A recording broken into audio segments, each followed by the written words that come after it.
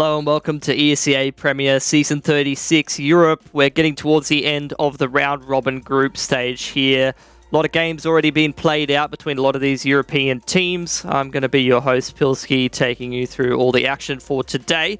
And we do have some pretty good games coming up to round out the season, sort of work out who's going to cement their way in towards those top four playoffs if we haven't already. But also a couple of spicy little cheeky games that sort of show us who's going to avoid relegation and who's going to be under a little bit of pressure or maybe even getting relegated to a lower division. Either way, though, I'm going to need a little bit of help to take you through all of the action, as I often need help going through my life in general. And so I'm going to bring in some mates of mine. We got Wolfie and Dean. How you guys going? Yeah, not bad, man. Not bad. Excited for the games today, actually. It looks like we got some pretty spicy ones going off. How about you, Dean? I've seen you guys have been covering a little bit of Pro League and things like that. Seems like a bit of an exciting time. How have you been finding it? Yeah, no, we've been getting some really solid games across pretty much every tournament. It's good getting to do all the best teams. Obviously, we get to see Sprout in this one, which I'm excited for, an alternate that have had a lot of changes recently. So, yeah, I think we have some pretty good games to finish out this group as well. Yeah, I mean, it feels like we're kind of covering a couple of different levels of the same path towards that sort of competition, especially over here in ESEA Premier. At least for me, that's what it's all about for Premier. It's the path towards that Pro Tour, as well as a couple of the cheeky DreamHack spots and things like that, and sort of scouting out some of the talent that's available over in Europe. So it's always good to see that sort of path to progression and see who you're going to be keeping your eye on, because you guys get to see who's performing in terms of Pro League at the moment, but also you're keeping a little bit of an eye on who might be there next season, right, Wolfie? Yeah, exactly. And to be fair, I think this is the most competitive format we've had for getting those Pro League spots, right? This new 4 seasons, every season's a promo. It's fantastic to see the changes, and it gives us a huge opportunity to see some of these new talents proving themselves on the biggest stage, right? I mean, look at the groups already. You've got a Nomino, who are kind of almost a mixed team of Polish talent, and they are just shredding it. Yeah, I would totally agree with you. And as I was saying before, we have these two big round robin groups. Top 4 of each of those groups will be going through to the playoffs. The number 1 team through that playoffs will be the team that makes it through to the ESL Pro Tour. And I think we've more or less got things pretty fleshed out at this point. Dean, is there any sort of surprises as to you, or any kind of potential parts of the group that you've really got your eye on in terms of, these are teams that could sort of slip into that playoffs contention, or maybe this is a team that I'm worried about getting relegated or getting put down to a lower division? Well, I think if we're going to kind of focus on the current game, Alternate are a team who currently are still in the position where them and LDLC could be swapping up and down. So ideally, they want to be trying to do their best here and attempting to get this win over Sprout, which I think is going to be a very tough time for them. Going back to what you said, is there any surprises? Again, I think Anonymous has to be that biggest surprise. We have Snacks come in with what you said is basically a mixed roster. Obviously, there's some pretty good names on that, well-known names on there, rather, like Minio and Innocent, but you've got Kay and Kyler, who I'm not really too familiar with, rather, and they seem to be just kind of stomping the group. So it'll be interesting to see if somehow Snacks is able to come in with this team, not even really had any time to build up with them, and just somehow make it straight towards Pro League. I think that'd be a great storyline. But I believe Sprout as well could still potentially get back up in towards that first spot also. So there's a few things that can still change around. As I said, though, keeping an eye on Alternate definitely for the moment. Yeah, I think in terms of storylines that I've kind of been following this season, I'm looking at Apex coming off the back of not having Jacob anymore and going majority Swedish, and actually kind of bouncing back and doing pretty well, making their way through to the playoffs. I haven't got to see any of their games, at least here on the mainstream, so I'm looking forward to see if I can have a little bit more of an eye on them as we move into that playoffs coverage a little bit later on. Also, I've been pretty impressed with what I've seen from Source. Some of those guys seem to be in some pretty good form. And also, one of the storylines that we were covering a little bit earlier on was that Forza sort of shuffle around in terms of chucking a couple players in there. But they've seemed to have a pretty decent bounce back. I'm not sure if they'll make it into the playoffs or anything there, Wolfie, but at least they're going to try to avoid that relegation for themselves, right? Yeah, they're sitting pretty at the moment. They're not going to be going into the relegation tourneys. They're not going to be going down to advanced anytime soon. I mean, in terms of round difference, there is a world where they can get into the playoffs, sneak into that bottom spot. Whistler, their round difference this season hasn't been spectacular, just 6 round difference across the entire season. And they've, of course, played all 8 games, whereas Fours have got something like 48, nearly 50 round difference. So Damn. if they can take their last game, then maybe they start to sneak into those bottom spots. And to be fair, given the changes, pretty seismic changes, Orpa's going in and out, dropping a second player, that would be pretty impressive from them. Yeah, I would agree with that. So, we've talked through a couple of the storylines there. We've outlined the positions that a lot of these teams fall in terms of the groups. And now we're going to be going through the schedule here. All of the games that we're going to be covering or not covering on the mainstream, but will be happening simultaneously. So we do have alternate Attax and Sprout. It's going to be a bit of a German derby that we're going to be covering here on the mainstream. And not only that, we're looking at Sprout in terms of the grand context of the group. They are, well and truly secured themselves playoffs, as I think would be expected. But as for alternate Attax, this is kind of a fight to stay in avoiding relegation and stay in Premier for the next season, right, guys? Yeah, no, that's what it is. That's why I was saying we do need to kind of focus on that story. As you said, I think Sprout could still potentially get back above Anonymous, but I'm not sure. Having a look at the moment, one thing that's really confusing me is that HLTV, the actual ESEA website, and then the ESL.gg/ESEA Premier website all have different standings. What is going on? Not sure.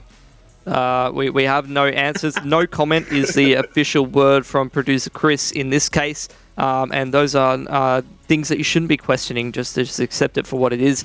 I'm going to quickly change the subject now, Wolfie, and we'll talk a little bit more about some of these scheduled games.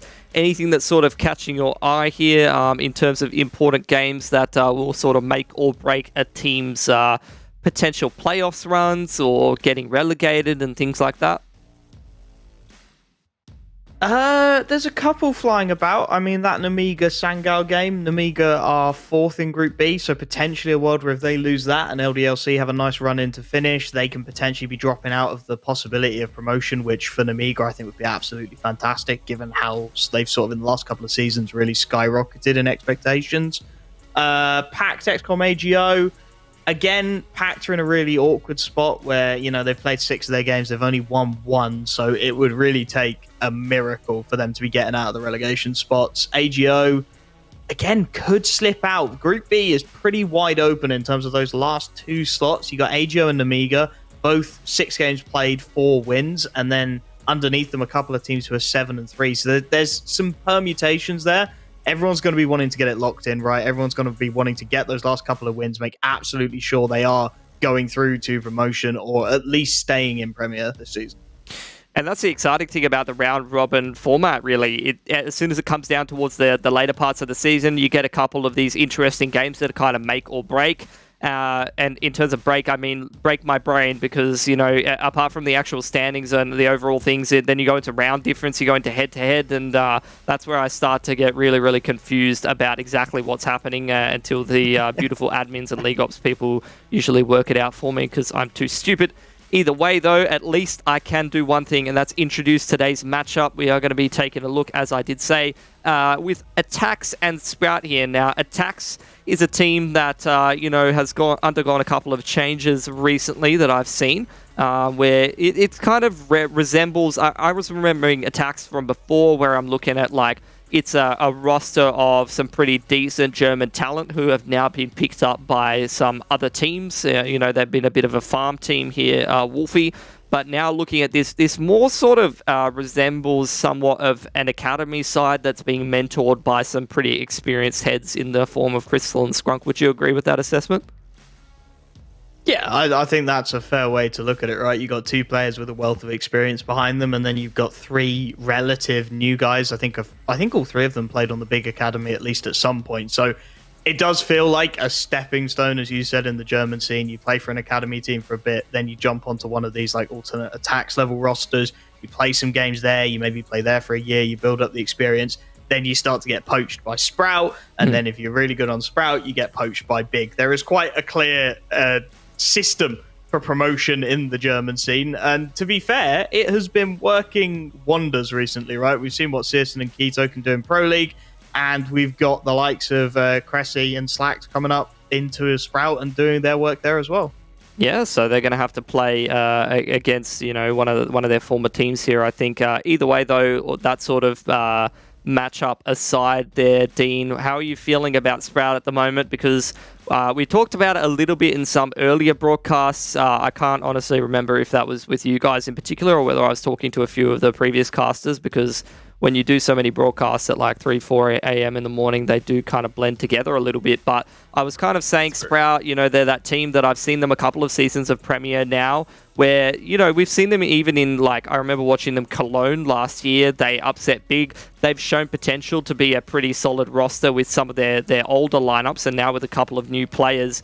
Will this be the season where they go through the playoffs and actually break that second place curse there?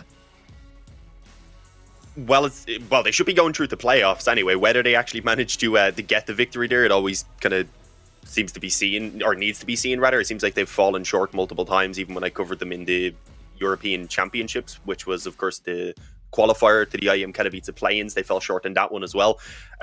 Obviously, still kind of adjusting to this roster after bringing over Slacks and Cressy from alternate Attax, and it does seem like they're fitting in relatively well. Slacks especially, he's been fragging really well alongside Favin. Cressy's been a little bit more up and down, but he's had a lot of really good games as well, and it seems like when he shows up, that's what they really do need to ensure the wins. So I like what we're getting from the team, but I don't know in terms of how they've meshed together yet, because personally, I thought the previous lineup with Snatchy and Diha was also really strong, and I'm not really seeing them hit that same level quite yet, but I do feel like we still need to give them a bit more time. The same for Alternate, obviously. I mean, it's only been about 2 months and a couple of weeks since they actually made those changes. All right, well, we'll talk a little bit more specifically about this German derby, because German matchups have always been interesting to me with how crazy some of the results can get, particularly between Sprout and Big usually, but I'd be keen to see if that does trickle down. However, when the two teams know each other very, very well, sometimes the veto gets a bit wacky, so let's see if we're going to get any of those twists and turns in terms of the pick ban here as we roll them all out. And we will be able to get a good idea about, whether this is going to be kind of a foregone conclusion and whether Sprout are going to be able to just pick up this series relatively easily on paper in terms of the veto, or whether Attax has got something sneaky up their sleeve. Because like we did say, Wolfie, we've got a couple of experienced heads on this Attax roster. They definitely know their way around a veto, around a bit of a counter strat, and there is that element of familiarity due to being in the same domestic scene, right? Yeah, there is that element of familiarity. I think this veto is pretty rough for alternate Attax, so I'm going to be completely honest. I mean, I'm looking at the stats for Sprout. They're 7 wins out of 10 on Mirage, whereas alternate Attax have won it once in the 6 times they've played it. Obviously, they've made some roster changes very recently. There's potentially a world where, Crystal's gone, okay, let's go and practice an anti-strat and let's really take Sprout the fight. But this veto doesn't feel like it to me, especially with them picking up Vertigo. It's a map that when I see teams picking it, I immediately look at it as, okay, they want to just go frag, right? They don't want to be reliant on strats. They don't want to be reliant on executes. They want to see the individuals coming out, and they want to just give their fraggers the chance to really catch someone by surprise.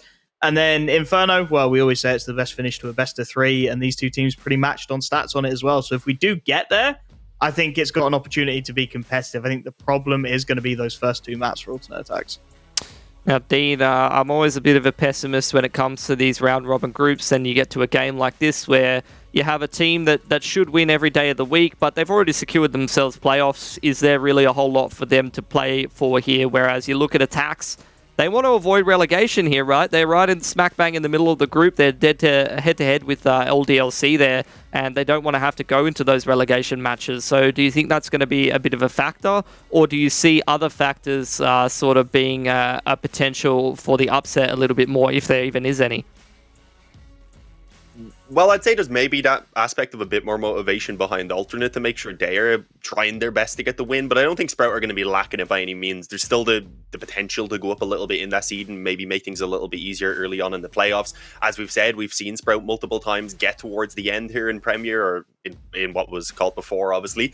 Don't want to say it, not sure if I'm allowed to. But they've fallen short multiple times. So I would hope that they're not going to let complacency slip in any aspect. Take all of these games incredibly serious, especially, as I said, with them not having been a team for all that long, at least with this full 5-man, you want to have as many of those games to build up experience and kind of get used to each other as possible. And well, I'd hope they're going to be taking them fully serious. And as you said, there's also the aspect of it being another German team that they're playing against. I'm sure Sprout aren't going to want to have anyone thinking, oh, this alternate lineup might be the next one to come up.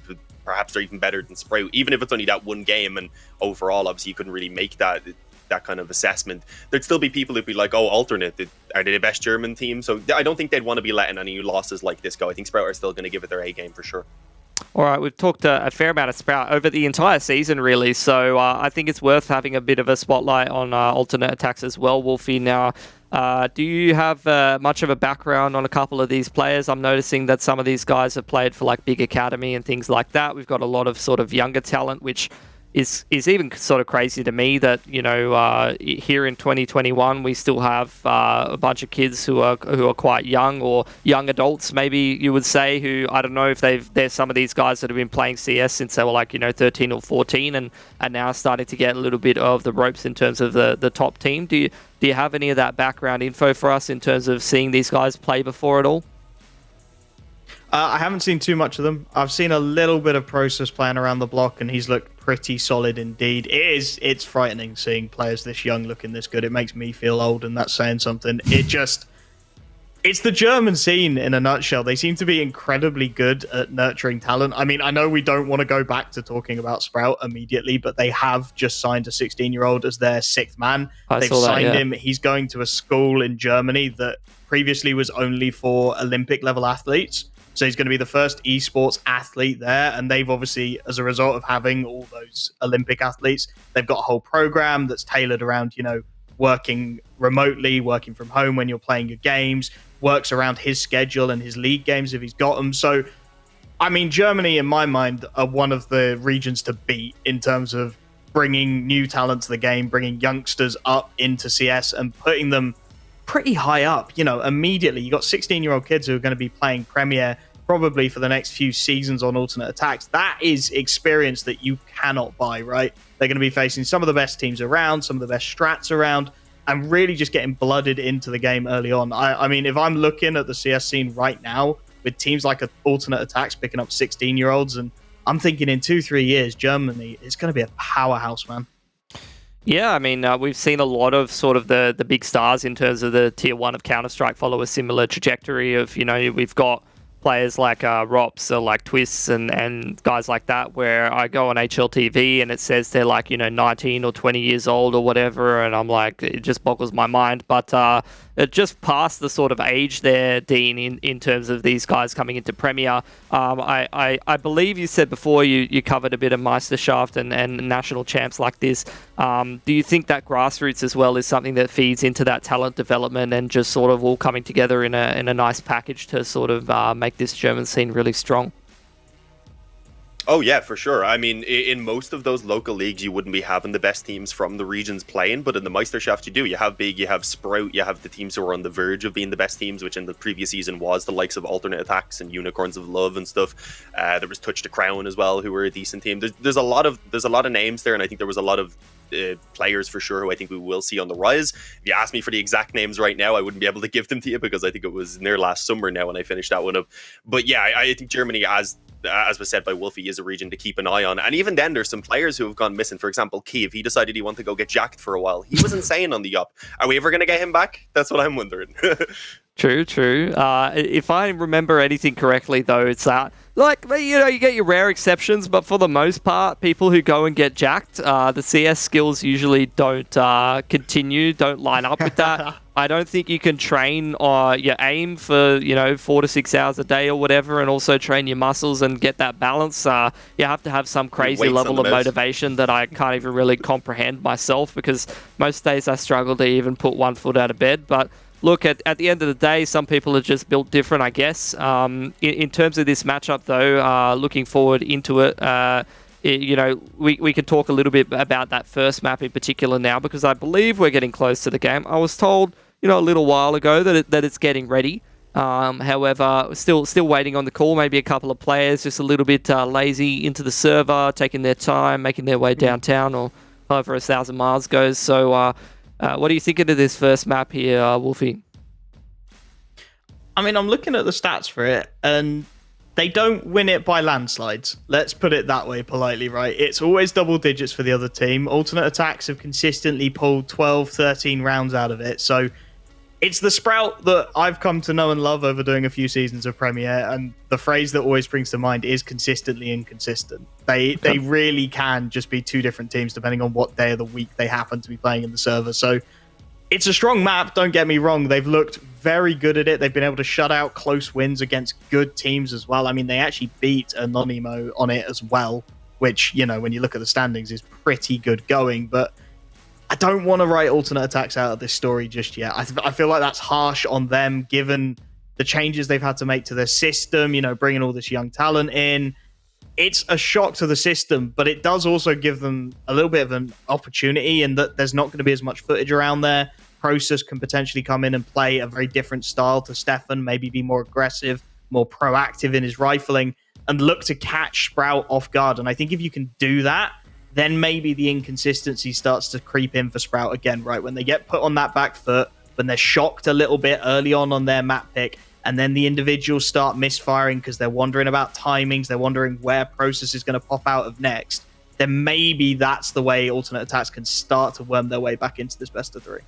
Yeah, I think that's definitely a factor there. You know, you can catch Sprout off guard. They can be a little bit slow to start sometimes, or a little bit inconsistent. I would agree with that analysis as well. I've seen it time and time again. I've seen them struggle in matchups that they should be winning every day of the week, and then I've seen them, got to cast them upsetting big in Cologne and things like that. So big peaks and troughs with this team. Although a bit of a different roster, I'd say it still sort of applies in terms of the spirit of things.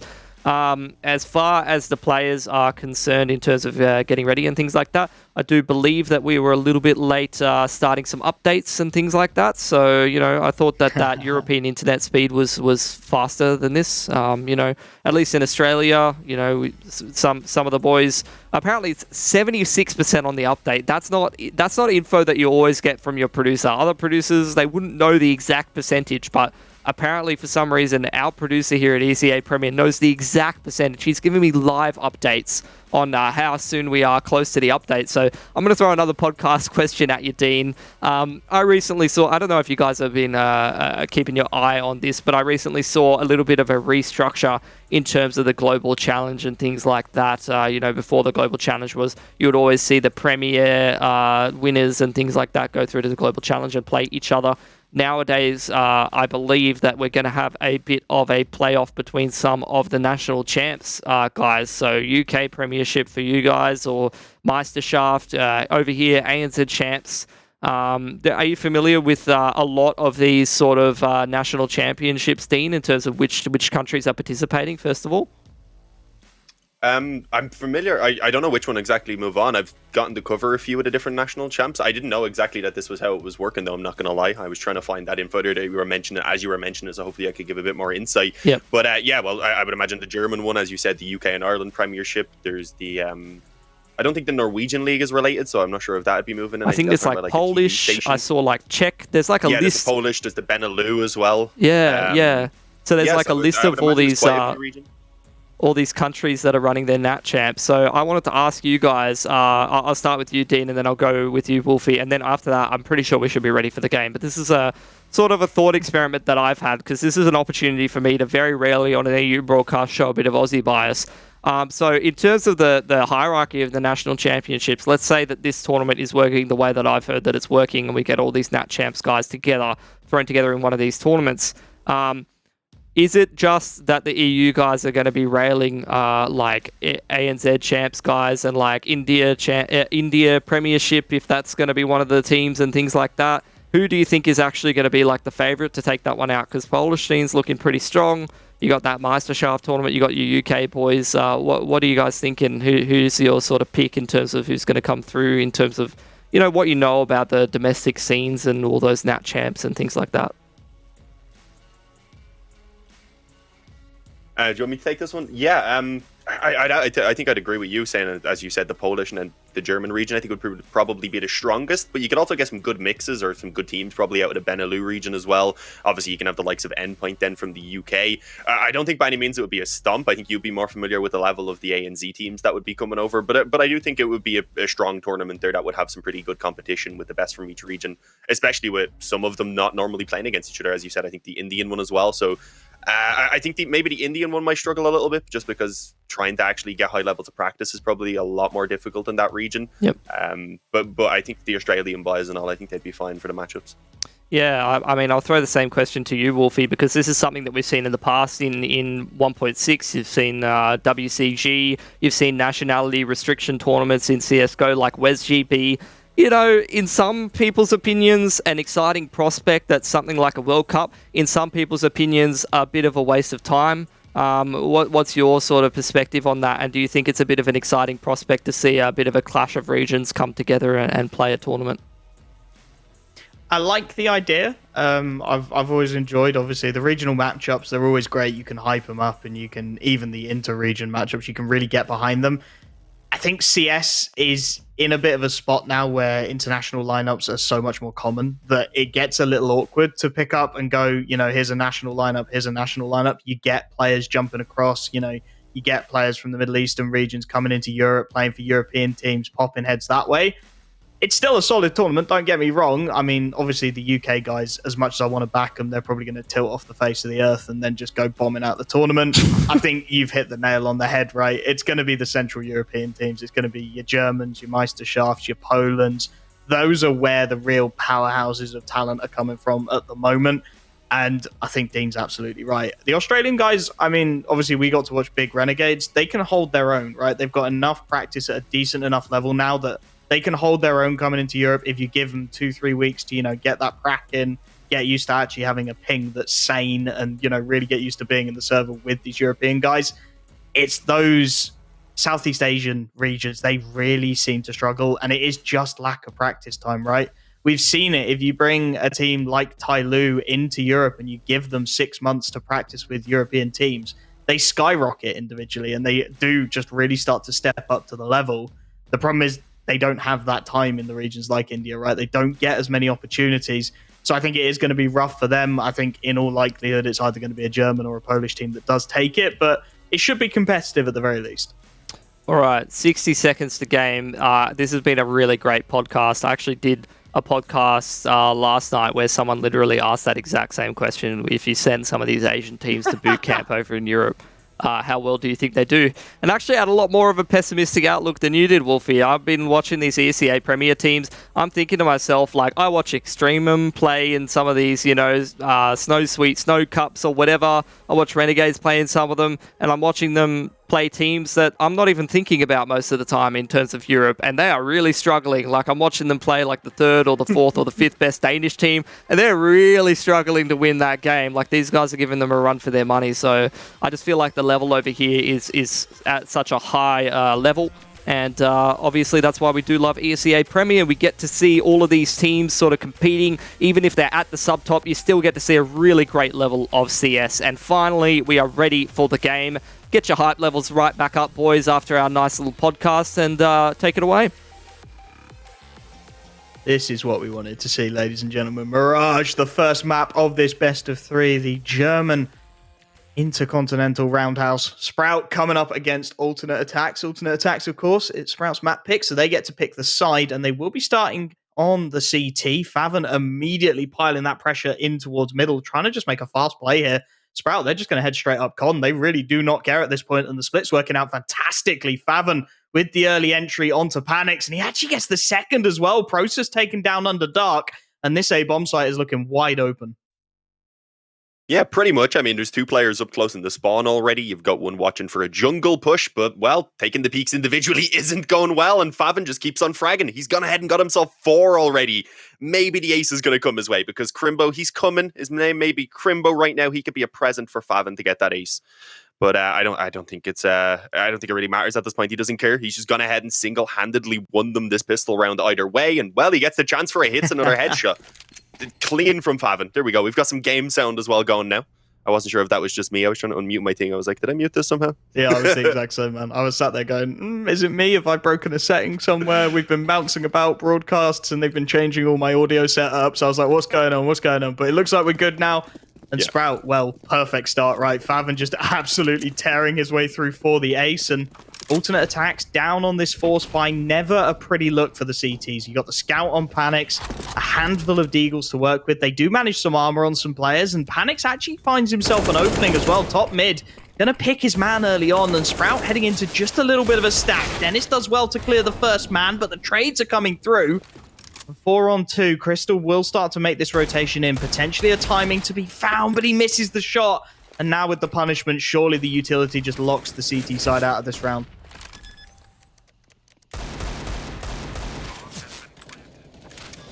Yeah, I was going to say maybe even a bit of a save could be considered, but it's only even one player who's got the Cavalier. Crystal had just got the Deagle, I'd imagine, dropped over a little bit. Trying to see if we can snatch up one kill, but not really being given any chances. It's not about winning at this point. They know there's rifles across the board, so I guess every kill you get is going to do some pretty considerable damage, so they are just trying to see what they can find. But yeah, Crystal eventually goes down. Crimbo still chilling over in jungle, and well, his hope is that someone is going to come over in this direction.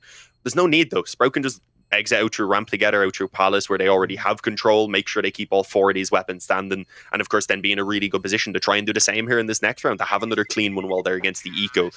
Panics, obviously, he saved up so he can try and get that op out early on, and he's been one of the better players, obviously, for this alternate lineup. But one thing that worries me is, obviously, we have Process stepping in at the moment. I'm not sure what's up with Stefan, whether this is like an official change or not.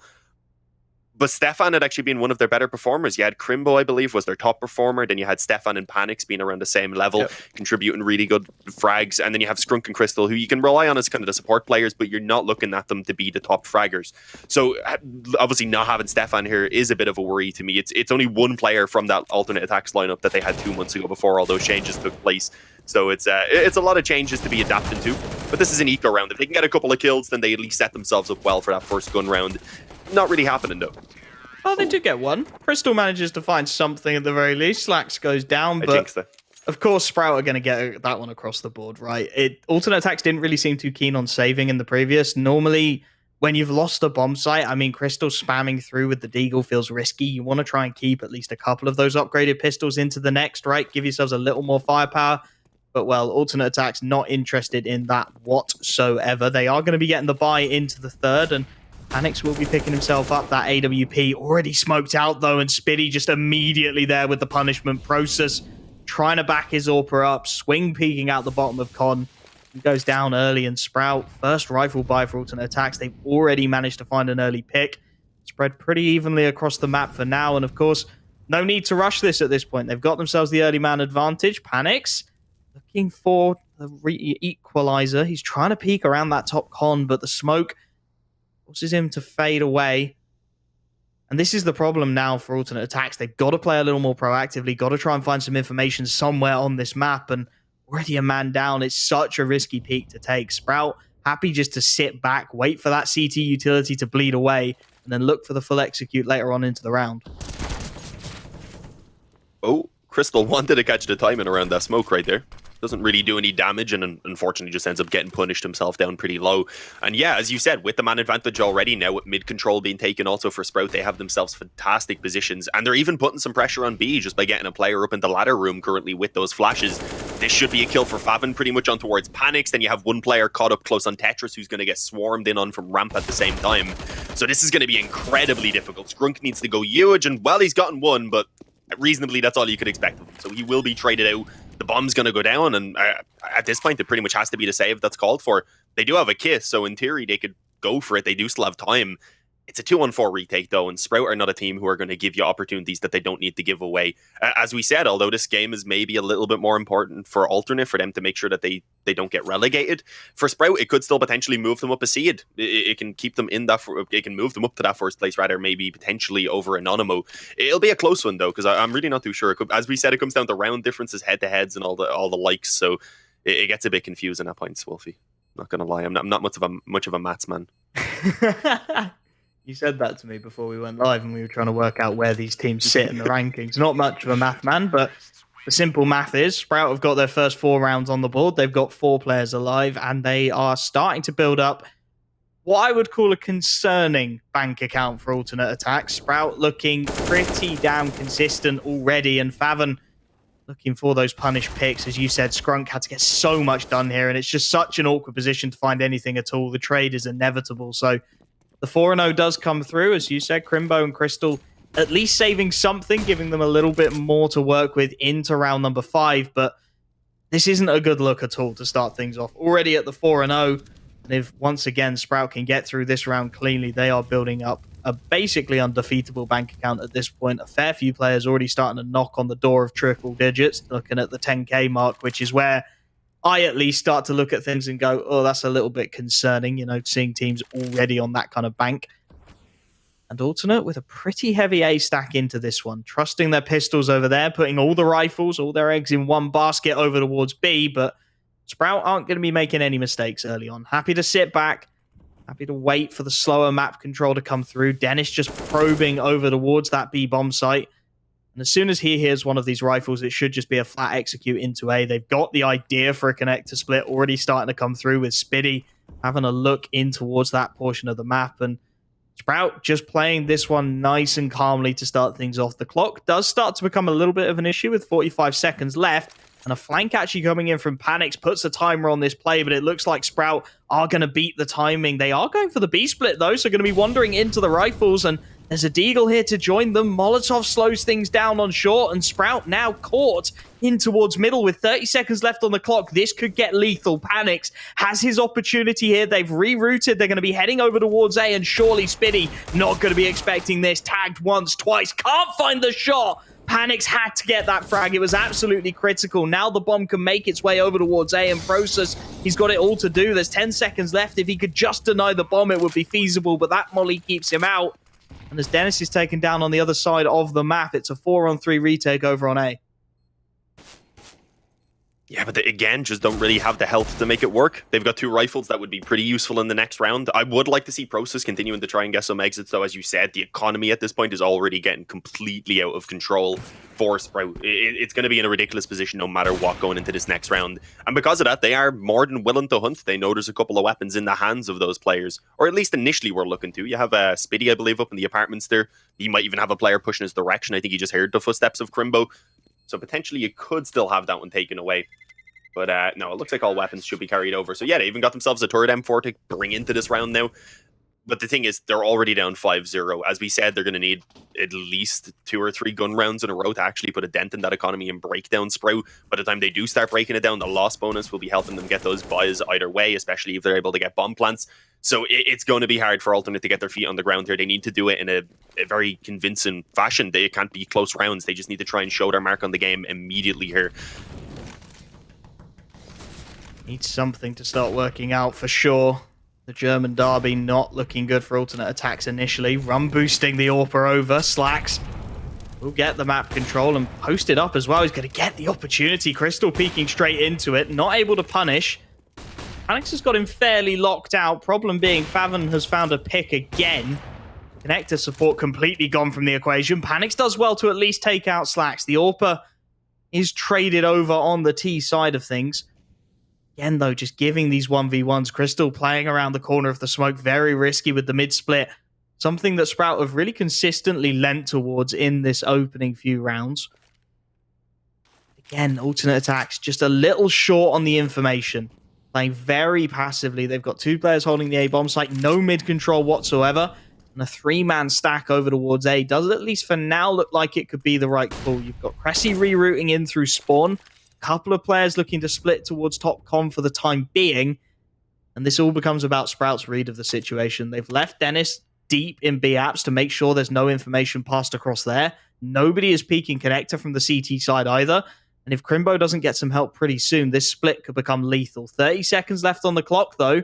Sprout again don't want to commit.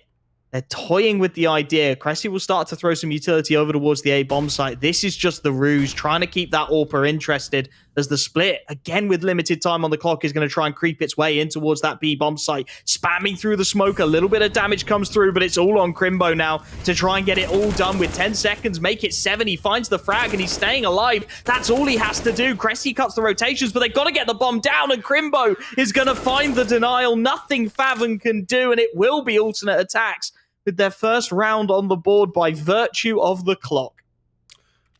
Okay, I mean, it's not convincing with multiple players surviving by any means, but I think it's a bit demoralizing for Sprout because it's a round that they should not be losing. We had seen them cutting the time really close in the previous round as well. So we're seeing an incredibly slow playstyle from Sprout that I wouldn't normally expect. I'm wondering if they're trying to swap things up, maybe because it's this domestic German matchup. Maybe they know that the alternate are going to have a bit of insight on what way they're going to approach things. They've had a good bit of time also, obviously, to prepare this match.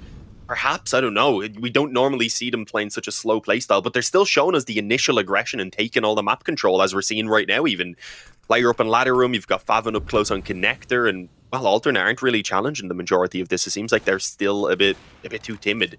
I mean, fair enough. It worked for them though in that previous round by running down the time. The only issue is there's a lot more time for Sprout after they've gotten it to actually work things out. So I don't think we'll see them being as slow here in this one and making quite the same mistakes. The question is, where are they actually looking to bring it, though? I think the bomb might be heading towards the apartments. Yeah, it does look like it. He split again. Going to be the call. They have got Dennis posted quite nicely. If Crystal doesn't take him down, then again, that B-bomb site becomes a little at risk. Sprout in some very proactive positions, and Dennis does find the punishment. Crystal goes down, and now with that smoke, life starts to get very awkward indeed. Again, Crimbo on this anchor. Process will at least make the rotation through, so 2 players over towards this B-bomb site. Crimbo drops his smoke to give him a little more room to work with, and Sprout aren't sure about this. Spiddy, though, through the smoke makes it a certainty. Process still alive, still trying to buy time. 2-man advantage goes down to 1. Process position now known. Again, that clock starts to become the enemy of Sprout, though, as Faven does thin the numbers, and I don't think alternate attacks have got enough firepower to survive this. Panics. He's caught in no man's land towards that murder hole in the 1v4. And this time, they're just not able to keep enough players alive on the server to make it a reality. It's going to be a 6th round for Sprout on that T side, and they're going to get right back to winning ways with 4 players left alive. Might even start to look to try and hunt this AWP down. Can definitely afford to if they want to try and make their way out. There's the catch anyway for Panics on the first player. Now his position's known, so it looks like they are going to indeed continue throwing players at him, but well, it might just cost them. No. I think he saw a bit of the shoulder, tried to take the shot on it, and apparently it didn't connect. Faven just pops out then and gets him caught in the open pretty much. No up going to be saved over. If they did bring that over, I think we probably would have seen the buy being pulled out with some drops coming over for Process even. He's the one who's at the moment lowest on money. At this point, though, it's a bit of a more difficult decision. I think you may still want to go for it, considering you're already down 6-1 here on your CT side of Mirage. But it's risky. Obviously, you're not going to get everything. You're going to have Process on probably a FAMAS or even an SMG. Skrunk maybe on something similar. You could get an M4 if you wanted, but that would be with absolutely no nades. And if you lose that one, then obviously you definitely are facing the eco in the following round. So it's a rough spot to be in. It looks like they are going to go all in on it. You get the double up setup between Panics and Crystal. And this was one of my win conditions for Panics to be able to show up big time and just slacks out early on in these rounds. And we're not only not seeing that, to be fair, he didn't have the up before, but we're not only not seeing that, but we're not really seeing him take any initiative at all. We're not seeing any of the team challenging mid, trying to stop map control from going the way of Sprout. We're not seeing them taking map control elsewhere on the map when they lose the mid control. They're just sitting back in the bomb sites, and when you're against Sprout, you're just going to get picked apart. That's not going to be very effective. You need to show some sort of initiative, rather. And it looks like the A defense is going to be walked out on. Never mind, Skrunk is at least able to catch one for himself, but the trade is there. The question is Process. Do they expect them under Palace? And, well, they do, but the MP9, it's still good for 1. And at the moment is continuing to waste that time and might even get out of under Palace, rather. No, didn't quite manage to spot the player in Sandwich. So it's traded back by Spiddy. They've got themselves the man advantage, and we're only seeing those rotates now coming in from alternate as well.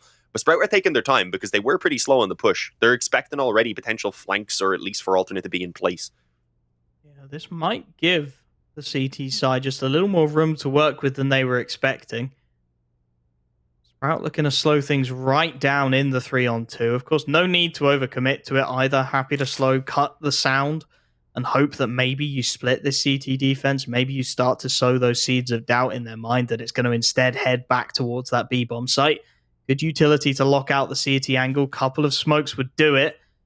Spitty's going to start lining some util up of his own. Crystal, though, in a good spot. They do need to smoke this man out, and for now, they're not committing to it. It's going to be the jungle stairs smokes, I think. As a result, he might get a free sightline. Pop Flash comes in, it's good. Blinds Crystal up, allows them to start aggressing further, but again, 20 seconds left on the clock. They are cutting this mighty fine as Faven does punch the digits in. Now maybe alternate attacks can catch them off guard. Quick aggression into CT. Swing peek coming in from Crimbo. He knows he's got to try and isolate a fight somewhere on this site, but Sprout, they are giving him nothing. Slacks makes the long rotation for the plant spot, and Spitty just there with the punishment. Crimbo removed from the equation, and Crystal, well, he's 1v3. He's trying to escape out of CT, and he's going to be punished. Faven removing that AWP once more. The big investment came in for alternate attacks. They look to push that double AWP setup, and it's been ripped out of their hands. Yeah, and as I pointed out, now they're just forced down onto the eco that they, in theory, could have took in the previous round and had a better buy here in this one. But, I mean, it wasn't even a bad buy in the previous round. You can't really put all the blame on that. We are just not having anyone show up on alternate. And as I said, Sprout are being given way too much room to just do whatever the hell they want. And it's scary. I mean, you said going towards Vertigo. I don't think we touched on the Veto as much as maybe we wanted to. Vertigo is kind of the map that I expected to be pulled out by alternate just for their own favor, just because it is a map that they've played the most, even if they haven't had insane success on it. Yeah. But Sprout are a pretty good team on it too. So even though I expected them to choose it, I didn't think it was going to be a good choice either. But I mean, realistically, what else was there that they could pick? Potentially Inferno, again, also a really good map for Sprout, even better in terms of the statistics, even though they played it a tiny bit less. So I don't know, especially if Sprout are just feeling it individually. As you said, Vertigo is a map where you can really shine in that regard. And if Sprout just continue to roll over them here on Mirage, then I really don't see any entrance back into the series. And then suddenly alternate are in a really bad position where I think they will actually be facing relegation. Certainly a lot on the line for them, and at the moment, it's just not quite clicking for the CT side is what it feels like from our perspective. Faven will be punished for his peak. Crystal does well to find the early man advantage, and maybe that's something the CT side can work with. When you have these pistols, when your firepower isn't as good, you really want to be in a position where you can overwhelm people, right? Where you can play the numbers game to make it happen. So finding that early man advantage, really significant. And with Sprout, again, burning down a lot of this clock on early mid control, giving alternate attacks maybe just a slight route into this round. No interest in that A-bomb site whatsoever. It's going to be the B split once again, and Crystal, he's going to have his opportunity with that scout. Do a hell of a lot of damage. Spitty is just probing, though. Not willing to let the A-bomb site go completely uncontested. Spamming through the smoke. No connection found. Counter smoke from the CT side actually allows Sprout to take that control up short. The Execute is looking to come through. Again, just 30 seconds left on the clock. They're really in no position to take this bomb site cleanly, so going to take some very quick frags. Spitty actually is going to reroute this, make the call into the A-bomb site. They go. 3 players here in some fantastic positions. Cressy, though, deals with the first man, and now they've just got to mop up these 2 remaining pistols with 10 seconds left. Process only able to get 1. The bomb denial, though. Crystal up on short, able to do it, and with 4 seconds left, they've got to plant for short. They can't risk it. Again, alternate attacks with the clock on their side are going to find themselves a round out of absolutely nothing. Sprout, you have got to learn your lessons. They are letting the clock run desperately low far too often. Yeah, this is insane. It's working sometimes for alternate here. I mean, they've gotten both of their rounds now, as you said, off of the clock, off of being able to deny that bomb plant. But there's also the aspect that I don't think Sprout are worried about just sitting around for ages. They're not even watching their flanks just because of the fact that alternate are never going for that aggression. They're always just sitting back. So Sprout are feeling way too comfortable, and then they end up leaving the time a little bit too low, and I guess underestimating the resistance that they're going to find. And, well, yeah, it's cost them 2 rounds so far. They'll look to fire right back as they have before, but, well, they want to make it more difficult this time on the attack side. It's going to be Crimbo who did drop out a window, and now we're seeing this more proactive style. With the man advantage already, I'd rather not see them continue the aggression, but you do need to keep Process around right now if they want to have any chance of getting Crimbo back up through connector. And, well, they were actually seeing Sprout abandoning mid. So, yeah, as soon as they find resistance on mid, they just give up on it, and now suddenly alternate have 4 players ready on A. Really couldn't ask for a better stack, and Sprout, they're looking nervous, backing out of the A site hit entirely. They were looking to queue up towards that ramp. Something has caused them to reconsider. Instead, they'll loop back around towards that B-bomb site in their full might. It's going to be a straight rush out of the B apartments, really. No second prong to the attack at all. They've been fairly keen on getting some presence up short. This time, unable to do so. And Crimbo, well, he could really have a field day here. Set up with Crystal. Double peek into the apartments could do a lot of work. 35 seconds.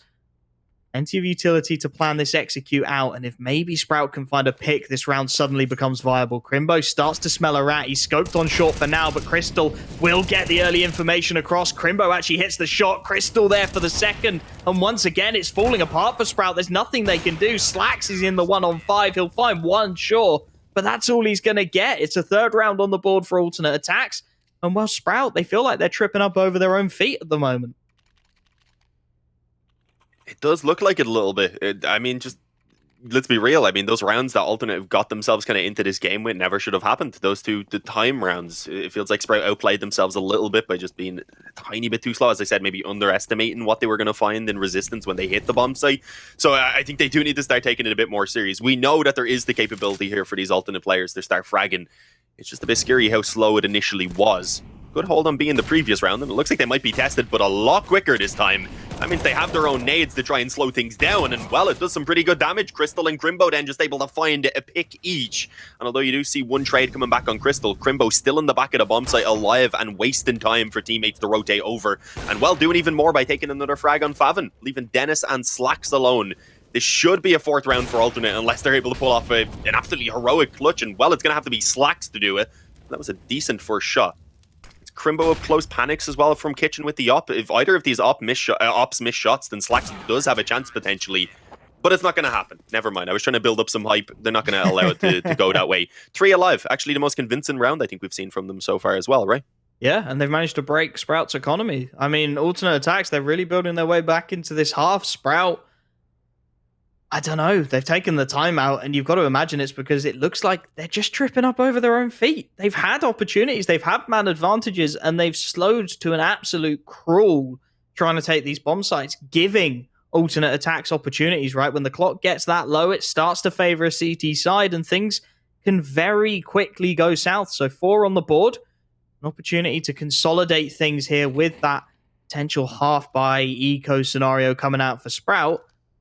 I mean, I'm impressed with alternate attacks for even getting back into this one. I think we were both very early on, very concerned, looking at how dominant Sprout were looking, right? Just straight up winning their 1v1s, putting themselves in hugely advantageous positions. And, well, they've given that all away now. They will be picking up the Deagles at the very least, looking to do some damage with those individuals who we did hype up oh so much before this game went live. But, well, Panates has already started thinning the numbers. Pick onto Faven to open things up. The perfect start.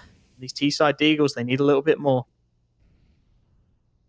Honestly, it looked like we were probably going to go through the half without Sprout ever hitting an eco if they had kept up that initial pace that they had. But yeah, obviously slowed down massively, literally.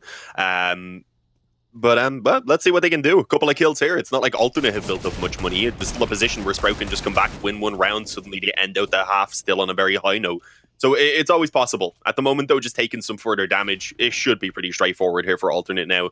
Whenever I say that sentence, though, things go wrong. So here we go. Yeah, Cressy's going to go ahead and kick things off with a quick dig on the process. The op will return one. I was going to say in a position where potentially the trade was available, but no, he's allowed to back away. You have some ramp aggression coming in because they'd lost control around Connector and Jungle, and with that also finding Spitty. So yeah, they've gone ahead and reacted extremely well to this push as it was coming in. A 4-on-2, still the chance for another couple of kills, but it's looking less and less likely now as it's only Dennis who remains. No jabs at Dennis, but he is also low health with only a Deagle, so it's just not going to happen. And there we go, Skrunk to put an end to it. 7-5 still. So obviously, no matter what, Sprout have a decent half here, but if Alternate are able to keep this going, the momentum that they currently have, and ended up on 8 rounds, at that point, yeah, they'd be feeling pretty damn good. For sure. Especially given how dominant the start looked, right? Alternate have really built themselves back into this half. It's something that we touch on quite a lot with these younger teams, is the mental fortitude to build yourselves a half in a game like CS, and well, they're doing it here. Early nade damage comes through onto Dennis, and aggression in towards the Palace from Panics is going to yield a reward. Nice pick to take out Fathom and open things up. And again, Sprout, a man down early on. I mean, we spoke about early how alternate attacks weren't pressing so hard on their CT side. They've started to do it now, using Panics as that battle AWPer when he's got the second man behind him, and it's working out perfectly. Sprout once again find themselves on the back foot. The map control they've got is limited to mid for now. Cressy, well, he's relegated to trying to find a timing through this ramp smoke. Dennis trying to catch one on Connector as well. There's a couple of potential timings on the board, a couple of players playing some slightly awkward spots, but that's all there is for Sprout to work with at the moment. Second round of smokes come through. Cressy's locked out of the fight, and the pop flash is to try and get Dennis out here. Does find himself the frag and can pile the pressure on. Finds himself the second. And this is what Sprout can do on a moment's notice. That pressure starts to pile on up. Bomb still bottom of mid. Does need to be recovered, and Slack's actually going to go down. Attax is making this interesting, but Dennis is cutting rotations. It's going to be all on the young Orpa as the bomb does start to make its way into the site. The Molotov, to try and keep him out of this peak, hasn't done it. He's going to keep aggressing and will be punished. That's more like it from Sprout. 8th round seeming like a shoo-in at this point. As Crimbo, he's 1v3 and he's going to be given nothing at the murder hole. Oh, maybe some murder. Oh, actually, yeah, turns away there at the last second. He was getting double peeked either way. So, I mean, even if he gets off the first shot and connects onto Dennis, the trade was instantly available. So, as you said, the round was a shoo-in for Sprout. The op, obviously, even could have been a fantastic save at this point, especially if they wanted to go back towards the double up with Crystal and Panics, because Crystal's on 3400. Even if they only wanted to keep the one up, it could have been very useful to give the Panics for him to drop rifles, because just looking at the economy, they're in a rough position. I think you do need to just take the one eco and focus on the buy here in the next round. To try and end it on 6, but maybe that's not the decision that they're coming to. No, they're going to try and spread it around as well as they can. Scrunk will buy for himself. He actually gets a secondary up. Okay, it seems like that secondary up roll is pretty flexible anyway. We had Crimbo trying it out. We had Crystal as well. We know he likes the up. Obviously was a primary upper for a pretty long time. And, well, now Scrunk giving it a go. I mean, that's good in terms of being able to make things unpredictable, but yeah, at the moment, it's more so just trying to get whatever they can on whoever's able to afford it. So I don't know if it's really much of a decision on their end. Obviously, could have dropped it if they wanted, but I think if you're going to leave someone on the MP9, no offense, you probably do give it to Crystal as well. He's just a player who kind of fits more into that role. You're not going to have him taking as much early aggression, unless maybe he wants to because of that weaker weapon. So we'll see what the approach is. Panics, nice jump up in the window. I thought he was going to try and drop out initially, but he might still be able to catch them from this short peak. Boost into ladder, getting the man-the-map control early on.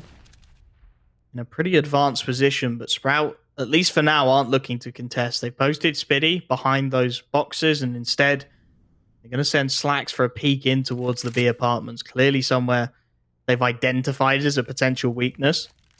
Seen them hitting it more consistently than most Mirage teams, to say the least. Actually bailing out off the back of a lack of a pick. Slack's not able to get anything done, so instead, utility starts to burn out through mid. That's an awkward Molotov. Doesn't clear Crimbo out of the right side of the window. They spotted him there. Maybe they can get something going instead. The smoke will have to come through. He can potentially catch himself a timing as again, Sprout looking to anchor towards this A split. This is where Panic's position really could become crucial, right? Posted on shore, opportunity to catch a man. Molotov will keep him out of the fight for now, at least. And the second into the ladder room will actually force him to either stick or twist. He's got to bail out of that situation. The tick of the molly gives away the position. And now they could just look to barrel into this A-bomb site. Close ramp control could work out fantastically for Process, but his teammates need to stay alive long enough to make it viable. Orpa into CT, going to be forced back, and Process backstabbed by Spiddy. He thought his Orpa had him covered. That's not the case. The bomb goes down, and this is a very big call now for alternate Attax. Scrunk, he's already posted and punished in towards CT, and at this point, they've got to start thinking about the save, surely. Crimbo, he's through the murder hole, but he's going to bail out of that situation, and it's just going to be this MP9. I don't blame Crystal, trying to get something done at the very least. Going to blind. Misses the pop flash, but his AWP has actually been punished, so he needs to get out of dodge now with that AWP if he can, and Cressy's not going to let it happen. Crimbo, the only player who's going to be allowed to save, and he's not even going to be allowed that. The hunt has already begun. Dennis catches himself a timing.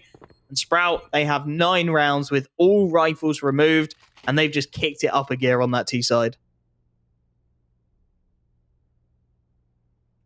Oh, yeah, no, they've gotten back into the groove of things and, well, have broken Alternate for the final round of the half. What looked like it was becoming a really good comeback for Alternate, unfortunately, kind of collapsing in these last couple of rounds. That was just the issue with never really getting to build up their economy. With the initial couple of rounds they won being ones where they won on time with a player or two remaining. Nice shots by Panics. Okay, managed to actually get a second on the Spiddy. I thought Favin would be enough, but no, he wanted a little bit more, was hungry for more frags, and was hungry for weapons for his teammates, which is probably the most important aspect here as well, because not only did they have the 5-on-3, they've gotten those AKs for themselves. And look at the setup currently. 2 players up in Palace, one over towards Rampy and Dennis. He's going to flash out for them. or their flash in towards the ramp even, which might take some of the attention away as they do creep forward. And well, yeah, that seems to be the play. Cressy's able to catch Panics up close. He gets the second as Skrunk suddenly goes down. And again, it seems like no matter what, Sprout are able to fight their way back into the rounds. But maybe Process has something to say about it. He did at least initially. But one, I don't know if it's good enough here. It's a timing for Slacks into CT as well. If Crystal peeks this, he's a dead man walking. He's toying with falling off the angle though, and that's actually going to allow Crystal back into this fight. Maybe the Deagle can find something. Shoulder peek spots him out though, and well punished by Slacks. Rimbo left in the 1v2. He's gone for the long flank out ramp. There's rifles on the ground for him. Potentially some timings on the board as well. Nobody watching his position. The Molotov though should force him out of this spot. They're still toying with it, Sprout. They're not sure at all. Slacks will go down off the back of it. Dennis at least gets that bomb planted, gives himself a little room, and it's the sandwich peak. It won't land. 10-5 at the half. Sprout bringing themselves back into it, and we'll have to see if alternate attacks can make something of map 1 after the break.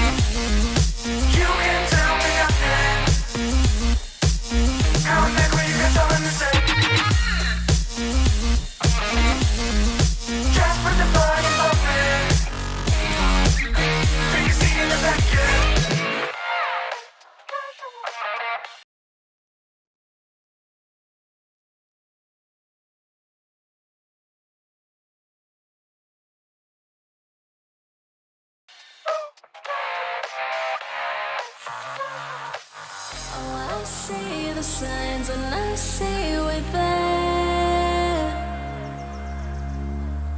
and I feel the lies and I feel the sand. Forever whole, no matter if we cast away a fire in the dark. I know that you won't be where we know again.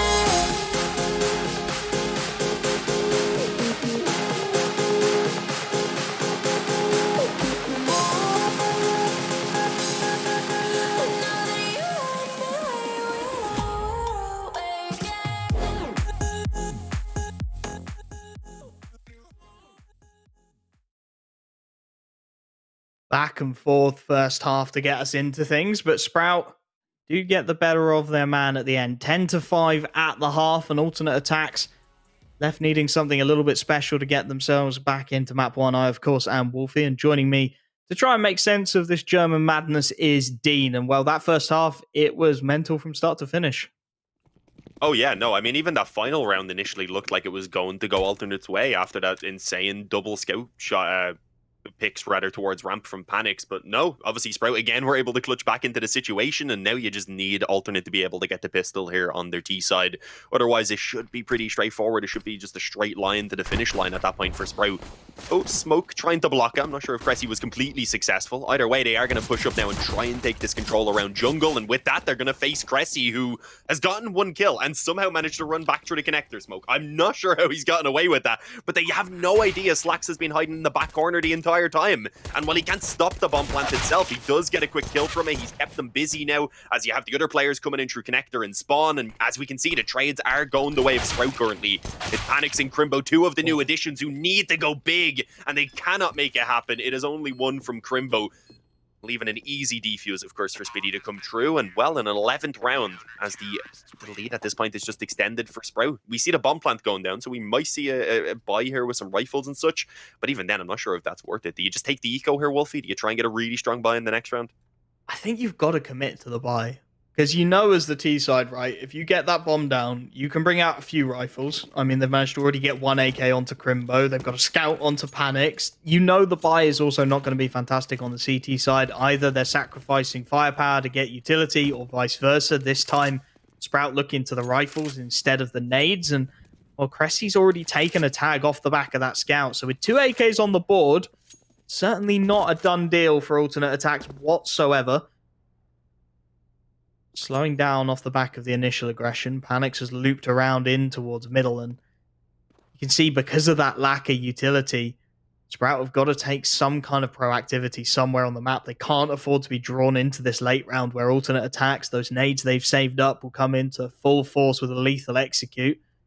Dennis posts himself on the off angle in the apartments. The fake nades looking to be lined up over towards the A-bomb site. Alternate attacks by no means committed to anything at this point, just probing across the map, trying to make their presence felt in all quarters, trying to sow the seeds of chaos, as it were, for Sprout. And nades will start to come over towards this B-bomb site. Crystal trying to do what he can to disrupt things, but it's not a very convincing fake, to say the least. One smoke's been dropped. There's no firepower behind it. And nobody's biting for Sprout. No rotations coming in at all. They're going to keep these 2 M4s in towards the A-bomb site. The only problem is Cressy, as we said, already tagged down by that scout, already on 38 HP. If Crystal can maybe catch a timing here, life gets very awkward indeed. Full force, 4-man execute.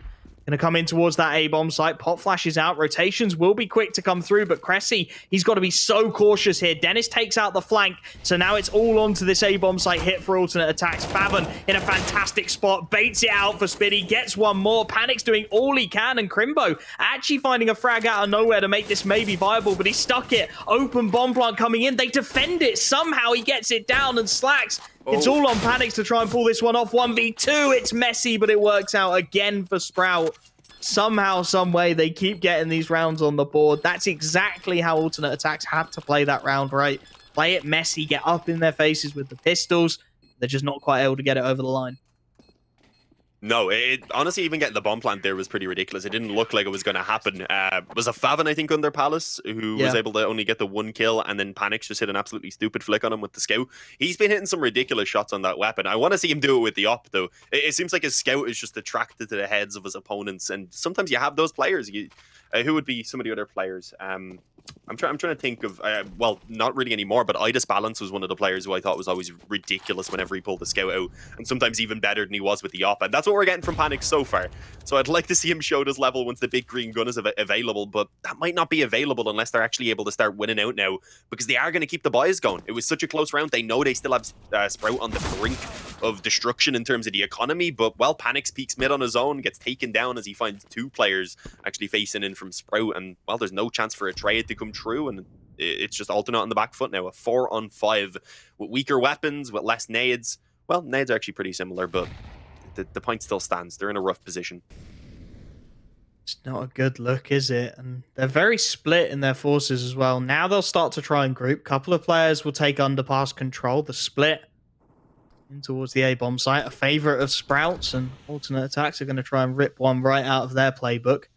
Decent setup, though. This is the problem. Aggression on short from Dennis should be able to catch players as they try and make their way up this connector area. Dennis spots out the early aggression. Is punished for it, though. Nice shot from Process, and now potentially in this 4-on-4, there's a world where attacks can start to open things up. Favon on that triple box. Slacks isolated in con. He's got 2 players to deal with, but he takes out the AK first, and the Deagle goes down. Huge play from Slacks, and it allows Favon just to swing and start mopping up these exits. Clean as you like. 13 for Sprout. And because alternate attacks keep forcing into these kind of rounds, they are in such an awkward spot. Oh yeah, it's rough. I think you do finally take the 1 eco now, but obviously at that point going down 14-5, they're going to need an absolutely flawless T side in order to make that comeback happen. And I'm not too sure if we're going to have that playing through. Nice hold there around connector as we've seen. Favin also done a really good job at cleaning things up in the end. Oh, we might actually find this mid aggression. I think he's going to jump over Slack, so yeah, has no idea. It's the MP9 against the Kevlarless opponent. There's not too much trouble in that exchange. And although Crystal was up close, I don't think he catches the time in there before Slacks escapes through the smoke. So indeed, it is going to be, I was going to say a man advantage just being retained for Sprout, but they're actually going back up mid now. And in the meantime, you have the rest of Ultimate moving out on A. So this could get dangerous. A bomb plant would be a big find, just to add that little bit extra to the bank, but it's not looking likely. They end up losing Process with only, or rather, they didn't lose Process yet. They lost everyone else, and Process was only able to give them 1 kill, rather. I was just predicting the future. That's all it was. Dennis eventually goes ahead and gets him. So 14-5, as expected. Alternate, they'll get everything they could ask for in this buy, including the up on the Panics, who, as I said, has been giving us some good moments on the scout. So please, on this up right now, show us what you're capable of. Because, well, looking at stats, he has been one of their better players. I think Crimbo's been the one that you rely on a little bit more. And the scoreboard really is playing out as expected at the moment. Crimbo on 15, yeah, he's been their best rated player since they added him. Panics, he's been their, I think, third best rated player, but Stefan's not here, and he was their second best rated player. So it's going kind of as expected. You just have no one else stepping up to help them. Crystal, Process, and Skrunk all on 6 frags. You can't have that happen when you're against a team like Sprout where everyone is able to contribute. You've got ridiculous fragging power from Slacks and Favin. Cressy's able to deliver to a high regard as well in most of those games, as he is now. And then you have the experience of Dennis and Spitty, which even when they're maybe not on their best of form individually, they still just know how to play CS so well that they're still always going to deliver something for the team. This is the problem we're seeing play out time and time again, right? Just everybody shows up as again, Slacks opens things up. Favin, yes, he's traded 1 for 1, but the man advantage is still there, and the information off the back of that frag could be truly critical. It was a straight A setup from Alternate Attacks. They had all their firepower there, but now they've got to start considering that maybe that flank's coming through, which it is. Dennis is already all the way up to TV. He's completely locked out that B area. So 3 players for Sprout over towards this A bomb site. Not expecting Crimbo, though. Nice positioning. Does take the tag from the AWP regardless. Slacks just looking to add pain to punishment as the bomb should go down here. They've got enough room to do it. CT side caught in transition, but look at the damage. Crimbo down on just 8 HP, and Dennis playing the long game on this flank here. Bomb will be punched in. Do the T side expect it? Dennis, he's just going to keep silent. Slacks misses his shot, is punished by Process, so life slowly getting more difficult, and Dennis needs some teammates alive to make this worthwhile, but it's not going to happen. Oh, no. Out of absolutely nowhere, Process turns around and deals with the flank, and it falls apart for Sprout. They should have had that one locked in. They found 2 opening picks, but once again, just a little bit sloppy around the edges, and Alternate Attacks, that door back into this matchup starts to open up.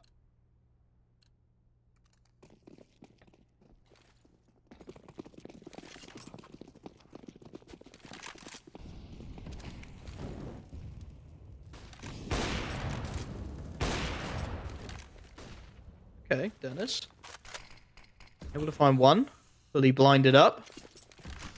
Gets a frag to start things off, and, well, that's what Alternate Attacks really don't need in this round. This is their opportunity to break the bank of Sprout, to try and build something back into this half, but more aggression coming through from the CT side. Playing a smoke timing is Dennis. He finds 1, and there's a second player there. He knows from the spam. He's got all the info he could need. Still punished. Once again, Alternate Attacks somehow bringing things back into contention, and this position from Skrunk should be good for 1. No, Cressy deals with him. The Famash bests the AK-47, and now, again, they find themselves a man down on the T side of things, locked into this mid-control realistically. Not a lot they can do. They'll look to loop back through underpass towards B, but Spitty has pushed up. Doesn't have a lot of room to work with. Could get caught on this timing as well. I don't think he's expecting them to come underpass. He's looking the wrong way completely here. And if he's caught, that B-bomb site's wide open. Oh, the timing's good initially.